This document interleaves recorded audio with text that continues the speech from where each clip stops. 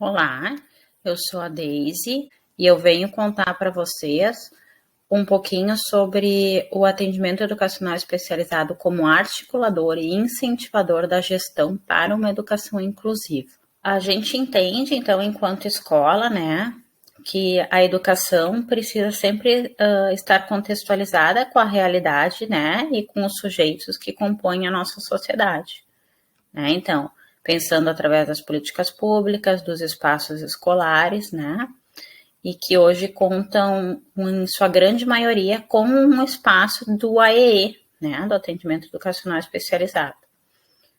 E dentro das atribuições do profissional do atendimento educacional especializado, tem muitas atribuições específicas do atendimento na sala, né, do AE, mas uma que para nós, dentro da instituição, né, é de grande valia, que é o agente articulador, né, e incentivador, então, da mudança do contexto, né, do contexto do déficit para o contexto social, né, o olhar do déficit para o olhar social da deficiência, né. E nesse sentido, então, a gente pensa na gestão voltada para a educação inclusiva, onde todos os atores, né, são importantes e estão envolvidos nessa transformação do contexto. Tá? Então, todos auxiliam e constroem, né, essa apropriação, esse reconhecimento e o respeito às diferenças. Tá? E a gente também considera, então, a necessidade de poder repensar sempre as práticas de gestão, né, para poder promover uma cultura inclusiva, né, que é proclamada na Convenção dos Direitos da Pessoa com Deficiência, que vem a ser um dos documentos mais importantes e foi o documento que impulsionou as nossas políticas públicas brasileiras, né, a Política Nacional de Educação Especial na perspectiva da educação inclusiva e todas que vieram subsequentes a ela são baseadas na convenção.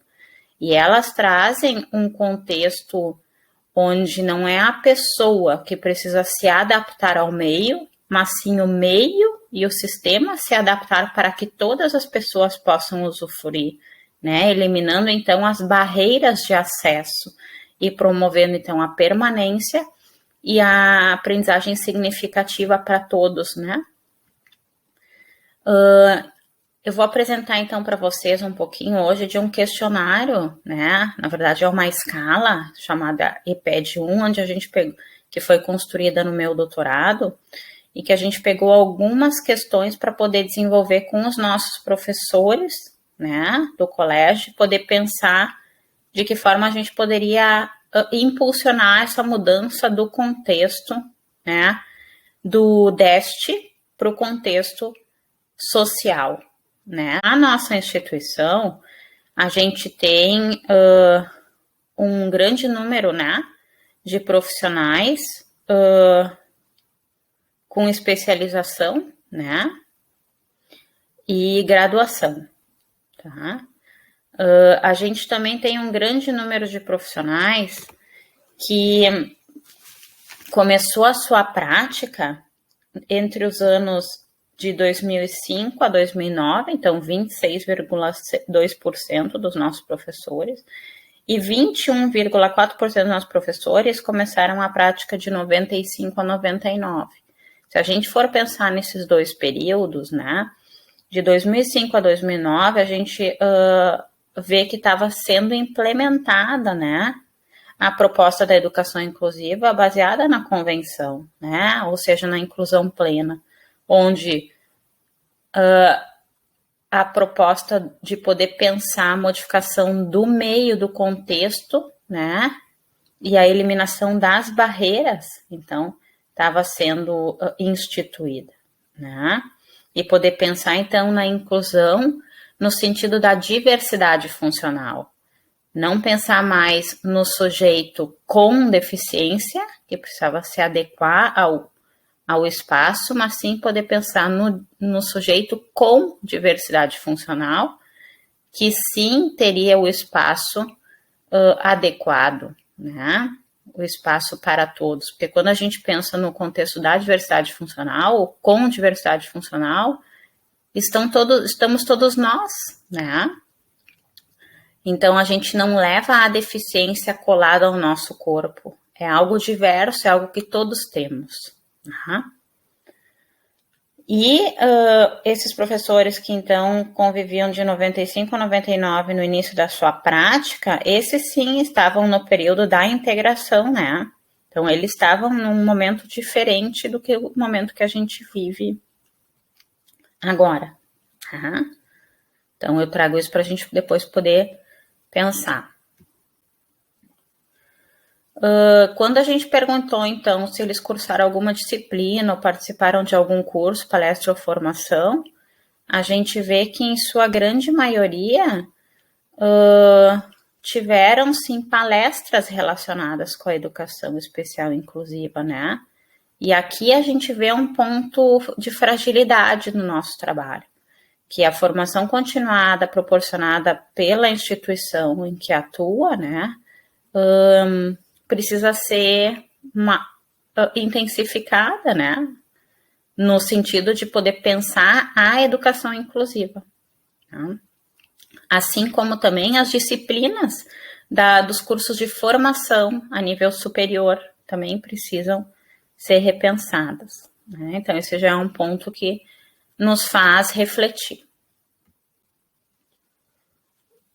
Outro item que a gente perguntou era quais eram as deficiências, então, que eles, em sua maioria, já tinham atuado, né? Porque a gente vê que 95,5% dos professores já atuaram com estudantes público-alvo da educação especial, né? Então, o maior número de professores atuaram, então, com o transtorno do espectro autista, né? E depois com a deficiência intelectual e a deficiência física, que realmente, nos dados que a gente tem, né, são a maior incidência. Bom, para a gente poder pensar, então, nas próximas questões que a gente traz, bem práticas do dia a dia dos professores, a gente precisa pensar em dois olhares sobre a deficiência, né? O modelo da integração, então, trazia o olhar para o déficit, né? Para as limitações. Então, a pessoa precisava se adaptar para estar dentro do contexto, né? Para fazer parte desse contexto. Que é onde os nossos professores que iniciaram a prática de 95 a 99 estavam, né? E o outro contexto, então, o outro olhar para a deficiência é o modelo social que veio com a convenção, né, de 2006 e veio, então, a partir dela, todas as nossas políticas públicas. Ela traz que o déficit, sim, faz parte, né, do fisiológico, mas não é ele, né, não é somente ele que vai nos dar esse contexto, e sim as estruturas sociais, né? Então, esse modelo social vai ampliar o olhar para além do déficit, né? Ele vai trazer o olhar para o contexto, para a remoção dos obstáculos existentes, para que todos possam participar da vida em sociedade. Né? Então, nesse contexto, estavam os nossos professores que iniciaram a prática lá entre 2005 e 2009 e subsequentes, né? E aí sim, né? Então, se a gente está construindo uma educação inclusiva plena, né? Todos somos responsáveis, né? E aí, para poder que todos sejamos responsáveis, a gente pensa no modelo social da deficiência, podendo construir uma cultura inclusiva, né? A modificação do sistema, da sociedade. Mas eu só trouxe para poder mostrar para vocês o quanto as estratégias metodológicas, né, que os nossos professores consideram inclusivas ainda são questionáveis, né, e ainda estão muito em um modelo, por vezes, integrador, né, um modelo que nos traz um olhar inclusivo, mas que por trás ainda tem muito da integração, né, que então é, por exemplo, o acompanhamento com monitores, né? A adaptação curricular significativa, que é a adaptação que a gente tira os conteúdos ou traz conteúdos de outros anos e a gente não faz a modificação do contexto, mas sim do currículo, né? O atendimento do aluno na sala de AE, o atendimento do professor do aluno, né?